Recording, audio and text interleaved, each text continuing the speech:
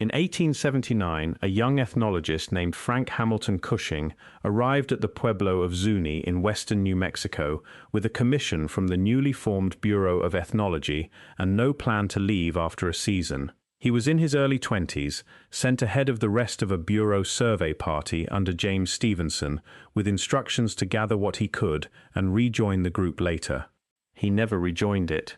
He stayed 5 years, learned the language well enough to argue in it, was adopted into a Zuni household, and was eventually initiated into the priesthood of the bow, the first outsider ever given that standing. The Zuni gave him a name, Tenatsali, medicine flower. If you're enjoying this story so far, don't forget to hit the like button and subscribe. Drop a comment telling me where in the world you're watching from. I love hearing from you. What he recorded during those years included something no government map of the American Southwest had ever accounted for. It was a Zuni account of the world's beginning that named a specific place, at the bottom of a specific canyon, as the point where the shiwi people first climbed up into the light. Cushing wrote down the name of the place. He wrote down the sequence of underworlds the people passed through to reach it, and the long migration that followed. He sent his notes east to Washington, where the Bureau filed them alongside hundreds of other field reports gathered across Native America during a decade of aggressive institutional collecting. The place Cushing described sits inside what is now Grand Canyon National Park, at the confluence of the Colorado River and the Little Colorado. The Zuni call it Chimik'yana'kya deya, the place of beginning. It has never stopped being there, and for most of the century after Cushing wrote it down, almost nobody outside the Pueblo had heard its name. The story the Zuni told Cushing was not a fragment. It was structured, sequential, and specific in a way that field ethnographers of that period rarely encountered intact. The people, in that telling, climbed up through 4 worlds beneath this one, each darker and more crowded than the last, guided toward the light by the twin war gods, Ahayuda, sons of the sun, who split open the earth at Chimik'yana'kya deya to let the people through. The journey did not end at the confluence. It began there. What followed was a migration that Zuni tradition describes in exacting geographic terms, a long southward and eastward wandering marked by specific stopping places, each one remembered by name, each one eventually settled and then abandoned before the people reached what they call the middle place, Itiwana, and built their permanent home there on the banks of the Zuni River, roughly 200 miles southeast of the canyon where the story starts. Some of those named stopping places correspond to ruins that still stand in western New Mexico today: Hawiku, Kiaki, Ma, and Halona, the site the modern Pueblo of Zuni now sits on or beside. Hawiku in particular has a second, better documented history. It was the Pueblo a Spanish advance party under a Moroccan-born guide named Estevanico reached in 1539, and the following year it was the first of the fabled 7 cities of Cibola that Francisco Vázquez de Coronado's expedition attacked, expecting gold and finding a farming town instead. The Zuni oral record and the Spanish written record describe the same Pueblo from opposite sides of a violent encounter, 4 centuries apart in the telling, but pointing at the identical stretch of ground. In 1882, partway through his stay, Cushing escorted a delegation of 6 Zuni men, led by the Pueblo's governor, Palawatiwa, on a tour of the eastern United States that drew enormous newspaper attention at every stop. The party met President Chester Arthur at the White House, traveled on to Boston, and at Boston Harbor performed a ceremony collecting a vial of Atlantic seawater, an extension of the same water and salt pilgrimage tradition tied to the emergence account Cushing was simultaneously recording. Since Zuni cosmology treats ocean water gathered at the world's far edges as ritually necessary and connects it back to the underworld waters the people passed through at the beginning. Cushing was not the only Bureau ethnologist to document this material independently. Matilda Coxe Stevenson began her own fieldwork at Zuni that same year and continued it, on and off, for more than 3 decades, publishing a lengthy Bureau report in 1904 titled simply The Zuni Indians, that recorded the emergence and migration account a second time, from different informants, using different methods, and arrived at the same sequence of underworlds, the same confluence, and largely the same named waypoints Cushing had already filed 2 decades earlier.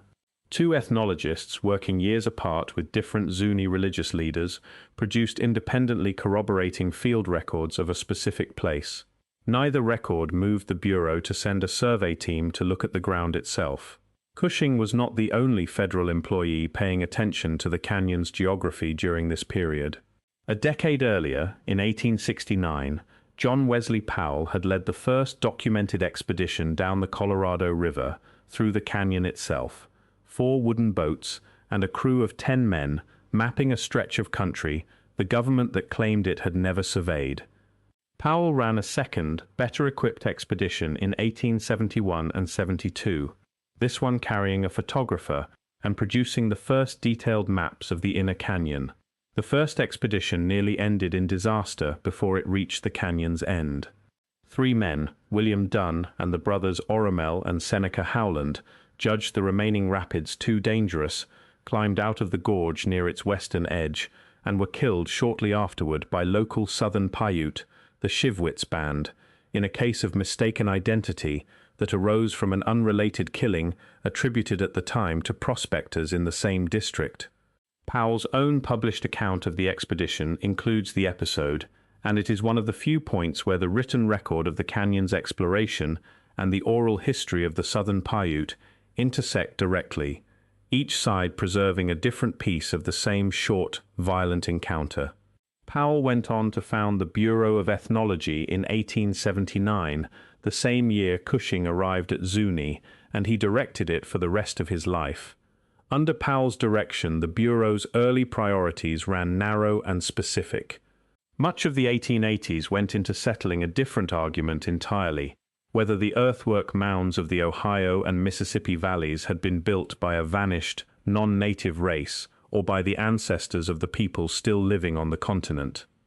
Cyrus Thomas, working under Powell, eventually proved the mounds were built by native peoples, a finding the Bureau published in 1894 to considerable fanfare. It was, in its way, a public correction of the record.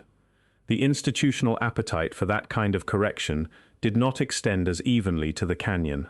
Cushing's Zuni material appeared in pieces over the following decade, most substantially in his 1896 paper Outlines of Zuni Creation Myths, filed under the Bureau's mythology series, alongside origin narratives collected from dozens of other tribes, catalogued as folklore rather than treated as a geography that could be checked against the stone.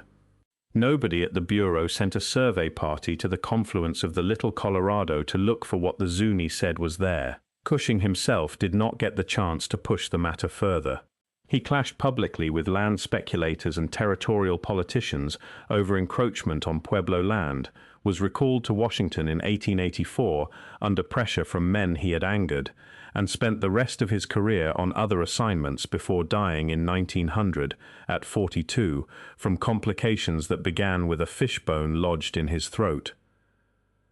The canyon itself was, at the time he wrote his last Zuni papers, still 3 years from being declared a national monument by Theodore Roosevelt, and 23 years from becoming a national park. The government's interest in it ran almost entirely toward tourism and mineral claims, not toward testing an origin narrative against the ground it named. What sits at the bottom of the canyon and higher up its walls did not require anyone to test the narrative for it to be true. It required someone to look, and for a long time almost nobody did.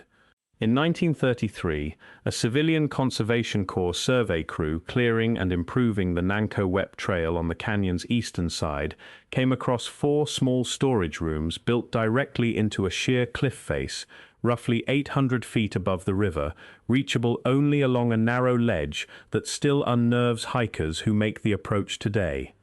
The structures are Ancestral Puebloan granaries, built from hand-shaped sandstone blocks mortared with clay, and tree ring dating places their construction at approximately 1100 years after Christ. They were built to keep corn dry and out of reach of rodents in a canyon where farmable ground along the river was scarce, and whoever built them chose a location that demanded real skill and real risk just to reach, let alone to work from. The Nankoweap granaries were not an isolated find. Down at the Unkar Delta, a wide bend of farmable bottomland on the river's northern bank, archaeologist Douglas Schwartz led excavations through the 1960s that uncovered more than 50 separate ancestral Puebloan structures, room blocks, ceremonial kivas, and agricultural terracing worked across roughly a century, beginning around 1050. Near Desert View on the canyon's south rim, a 30-room pueblo, now known as the Tusayan Ruin, was excavated in 1930 and dated to the same general period. Closer to the river at Phantom Ranch, Bright Angel Pueblo shows the identical pattern: walls, hearths, and storage rooms cut into a landscape that archaeologists once assumed was too harsh to support sustained habitation, a site later partly re-exposed by flooding and studied again by park archaeologists in the 21st century. Taken together, these sites describe a population that lived and farmed inside the canyon for something like 2 centuries before a widespread departure, beginning around 1150 and largely complete by 1200. A timeline that lines up closely with the same drought-driven abandonment recorded further north and east, at Chaco Canyon and at Mesa Verde.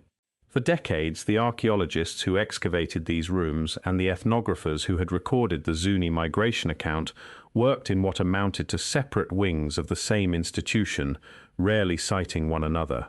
The pottery recovered from the Granaries and the Delta sites, corrugated greyware and painted black-on-white wares, matches styles associated with the direct ancestors of both the Hopi and the Zuni.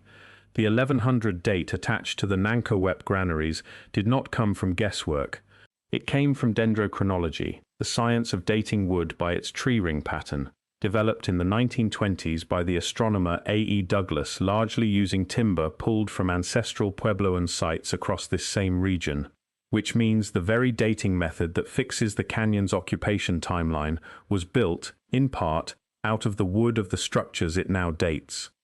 On the North Rim, at a site called Walhalla Glades, archaeologist Robert Euler surveyed and excavated dozens of small farming structures through the 1960s and 70s, documenting a population that worked the plateau's edge on a seasonal cycle, much like the Havasupai would later be recorded doing at Indian Garden. On the canyon's western side, a related but materially distinct group, archaeologists call the Kohonana, left their own scatter of pit houses and masonry rooms across roughly the same centuries, evidence that more than one community was working different sections of the same canyon at the same time. Not a single migrating band, but an overlapping regional population whose descendants split over generations into the Hopi, the Zuni, and the Yuman-speaking peoples of the Western Canyon, including the ancestors of today's Havasupai and Hualapai. The same tree ring record that dates the Granaries also reconstructs the drought that likely emptied them, a multi-decade dry spell across the wider Colorado Plateau, beginning in the 1150s, and worsening toward the end of the century, severe enough that farming communities across the region, not only inside the canyon, contracted or relocated within the same narrow window the ruins themselves record. Excavators at these sites also recovered marine shell ornaments originating from the Gulf of California, turquoise sourced from mines in what is now central Arizona, and the remains of macaw feathers traceable to trade networks reaching deep into Mexico, evidence that the population living inside the canyon during this period was neither isolated nor marginal, but tied into exchange routes running hundreds of miles in more than one direction. Corn, beans, and squash grown on the delta terraces supplemented what could be gathered from the canyon's wild agave and mesquite stands, and storage structures like the Nankoweap Granaries suggest a community planning for lean years rather than simply surviving day to day, a level of logistical organization that later surveyors, arriving with assumptions about a harsh and marginal landscape, were slow to credit to the people who had actually lived there. The oral record says the people who once lived at the bottom of this canyon moved on, in stages, toward the pueblos where their descendants live today. The physical record, independently excavated and independently dated more than half a century after Cushing's papers were filed, describes the same population, leaving on the same general timeline for reasons the tree rings and the pollen samples can now explain in detail. Neither record needed the other to be credible. For most of the 20th century, almost no official publication put the two side by side. If you're hooked on this story, make sure to subscribe and turn on notifications so you never miss an upload. Your support means everything and helps me bring you more emotional stories like this one. The gap between the oral record and the official one was not always simple neglect. In at least one documented case, it was active removal. The Havasupai people, whose name means people of the blue-green water, had farmed a stretch of the inner canyon known as Indian Garden, or Ahayuda, on a seasonal rotation for centuries, moving down from the plateau each spring to work the bottomland along a reliable spring-fed creek and moving back up each winter, a pattern their own oral history and early Anglo travelers' accounts both describe without contradiction. When Grand Canyon National Park was established in 1919, the Park Service inherited a piece of ground the Havasupai had never stopped using. Through the 1920s, the agency built out tourist infrastructure through and around Indian Garden, a rest stop and later a campground on the main corridor trail between the rim and the river, and in 1928, the last Havasupai families still farming there were ordered out. The tribe was left with a reservation of roughly 518 acres at the base of the canyon, at Supai village, a fraction of the land base their farming and gathering economy had depended on for generations. For nearly 5 decades afterward, the Park Service's own interpretive signage and promotional literature described the canyon in the language of untouched wilderness, a landscape discovered rather than a landscape inhabited, a framing a national park arguably needed if its founding justification, preserving a pristine natural monument, was going to hold together for the tourists arriving by the trainload. The correction, when it finally came, was concrete rather than symbolic. In 1975, Congress passed the Grand Canyon National Park Enlargement Act, which returned approximately 185,000 acres to the Havasupai Reservation and formally acknowledged the tribe's long, continuous presence in and around the canyon. It took 47 years between the removal and the correction. During that gap, the same institutional habit that had filed Cushing's Zuni material as mythology rather than geography was, a few hundred miles closer to the rim, actively displacing a tribe whose farming presence in the canyon had never seriously been in dispute. It is one of the few instances in this niche where the paperwork survives in full. The park's own land records, the Congressional Act itself, and Havasupai testimony delivered before Congress in the early 1970s all describe the same sequence of events, and none of it required speculation to reconstruct. The Havasupai's neighbors fared little better on paper during the same stretch of decades. The Hualapai Reservation had been set aside by executive order in 1883, but for years afterward, railroad and mining interests contested its boundaries, and it took additional federal action across the following century to settle claims the tribe had never stopped asserting. Bands of southern Paiute along the canyon's northern approaches went even longer without formal federal recognition of their presence on land they had used for generations, some not gaining recognized status until well into the 20th century. When Havasupai tribal members testified before Congress in the early 1970s in support of what became the 1975 Enlargement Act, their testimony described in plain terms a pattern the written park record had left out entirely. Families born at Indian Garden, crops planted there within living memory, and a removal some of the witnesses testifying had experienced firsthand as children rather than read about second-hand. That testimony, along with the tribe's own maps and oral histories of land use, became part of the congressional record that justified the land's return. One of the rare instances in this region where oral testimony was weighed by a federal body with the same seriousness typically reserved for surveyed boundaries and land patents.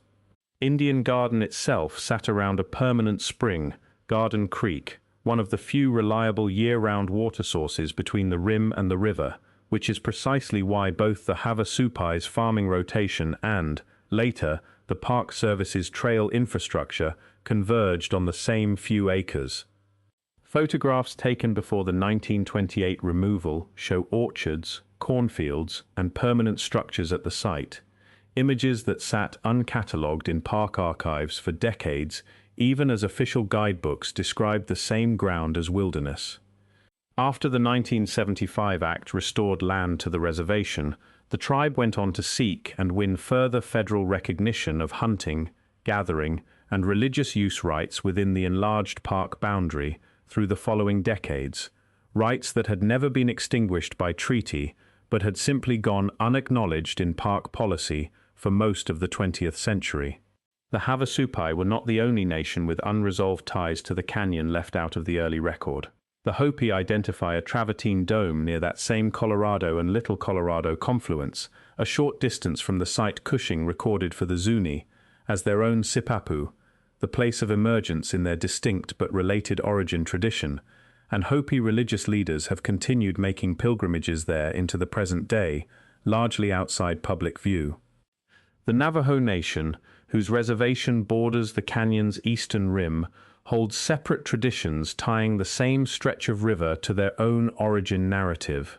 Three nations, three related but distinct accounts, converging on the same short reach of river, recorded by ethnographers working for the same federal bureau across the same 3 decades, and for most of the 20th century, treated by the agencies managing the canyon as 3 unrelated curiosities rather than 3 independent lines of testimony pointing at the same ground. The most persistent distortion of the canyon's human record, though, came from neither the Bureau nor the Park Service. It came from a newspaper. On the 5th of April 1909, the Phoenix Gazette published a front-page story claiming that an explorer named G.E. Kincaid, funded by a Smithsonian archaeologist identified only as S.A. Jordan, had discovered a vast underground citadel deep in the canyon's rock, complete with mummified remains, statuary, and artifacts the article described as Egyptian and Tibetan in style. No such expedition appears in any Smithsonian record. No archaeologist named S.A. Jordan has ever been identified on the institution's staff for that period, or any other.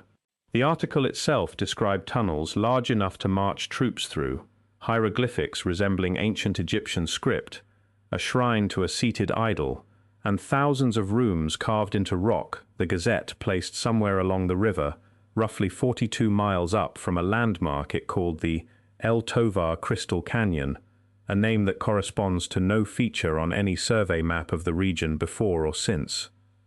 The canyon's rock in the stretch described is Kaibab limestone over Redwall limestone, formations that have since been mapped, cored, and cave surveyed extensively by professional speleologists, searching specifically for large void systems, and nothing resembling a citadel-scaled cavern has ever turned up in any of that work.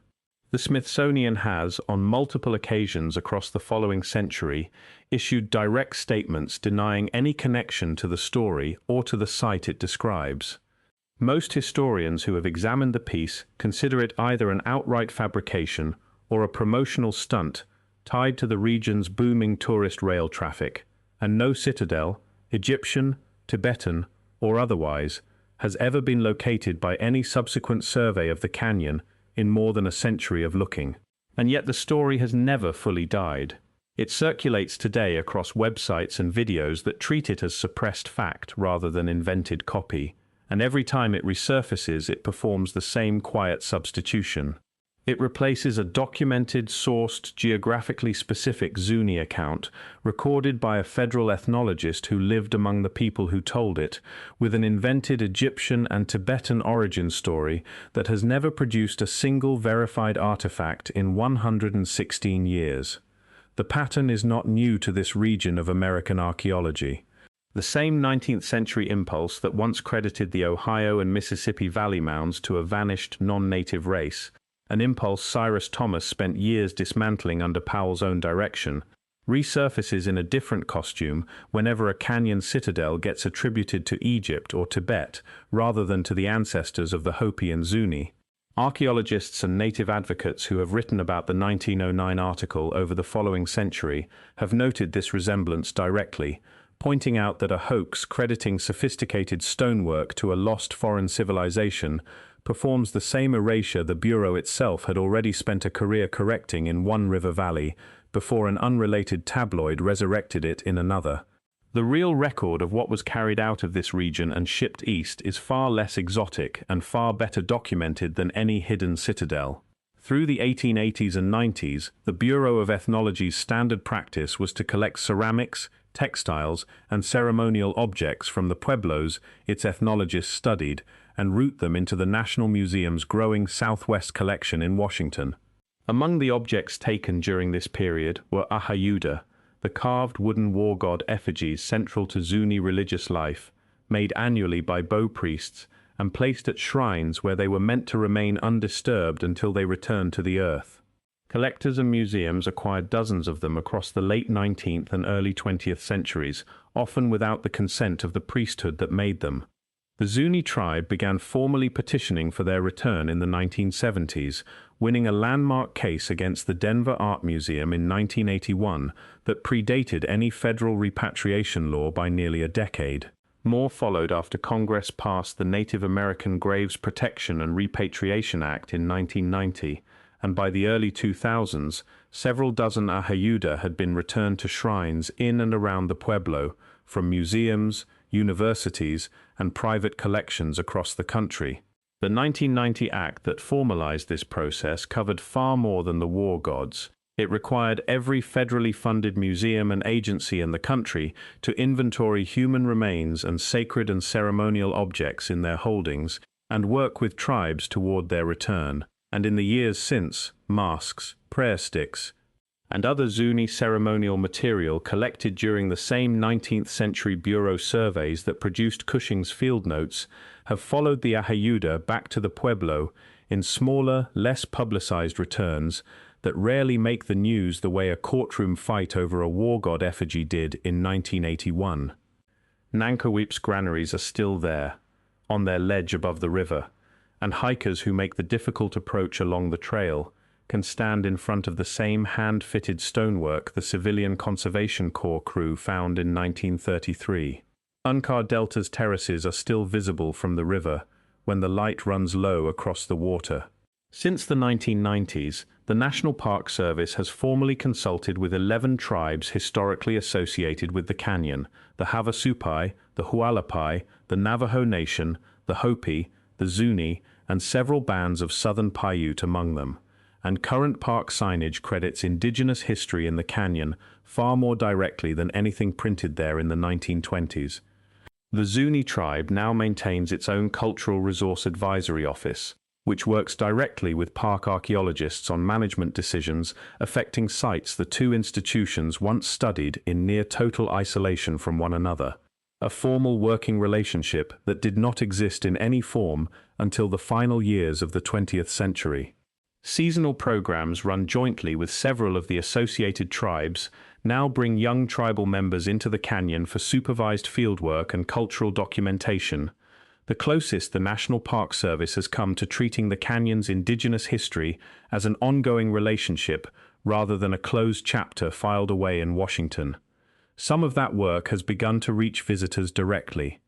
Rimside exhibits developed in consultation with the associated tribes over the past 2 decades now include Zuni, Hopi, and Havasupai voices describing their own connections to the canyon in their own words, a departure from the single institutional narrator's voice that had described the canyon almost exclusively for most of the park's first 70 years. None of it changes what sits at the bottom of the gorge or what was written down about it more than a century ago. It only changes who gets to be heard saying it. Chimik'yana'kya deya, the place at the confluence Cushing wrote down in 1896, remains a site of reverence for the Zuni people, largely unmarked and unvisited by the several million tourists who pass through the park each year, most of whom will never hear the name spoken at all. The Nankoweap Trail, by contrast, has become well known among experienced backcountry hikers precisely because of the Granaries, rated among the most demanding routes in the park and hiked by only a small fraction of the millions who visit the rim each year, most of them arriving with a guidebook description of the structures, but no mention of the confluence a day's walk further on, or of what the Zuni say happened there. That asymmetry, a well-marked trail to the storage rooms, and no marker at all for the place of emergence, is its own small measure of which parts of this canyon's human history the institutions managing it have chosen to make visible. The place of beginning was never lost. It was recorded once, by a young man adopted into the household that told it to him, filed under myth in a government building 2,000 miles away, and left to wait quietly at the bottom of a canyon that agency after agency spent a century describing as empty. Thank you so much for watching until the end. If you loved this story, check out the other videos on your screen now. I think you'll really enjoy them. And don't forget to subscribe if you haven't already. See you in the next story.